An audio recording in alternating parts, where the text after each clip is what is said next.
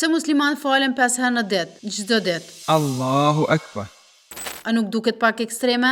Mund të tingëlloj si e tillë, derisa kupton se secila falje merr më pak se 10 minuta kohë dhe brenda atyre pak minutave ndodh diçka e jashtëzakonshme. Muslimani falet jo sepse jeta e tij është perfekte, por sepse ai ka nevojë për atë që është perfekt. Namazi nuk është një detyrë e zakonshme, nuk është një barë apo një punë shtëpie që duhet kryer me zor. Ai është një pushim, një pauzë nga kaosi apo një ristart shpirtëror. Namazi është një ftesë për t'u larguar për pak çaste nga zhurmat e botës dhe për t'u kthyer në paqe. Të kujton se kujt i përket zemra dhe kush po mban jetën tënde në kontroll. Profeti Muhammed e quante namazin qetësia e syve të tij. Nuk është thjesht një ritual, por një strehë për zemrën, një vend ku stresi, frika dhe pasiguria treten, një vend ku gjen qëndrueshmëri në një botë që po ndryshon çdo çast. Prandaj, herën tjetër kur të shohësh një njeri duke u falur, dije se nuk është thjesht një zakon, është një mënyrë për të gjetur qetësi, është thjesht një shërim.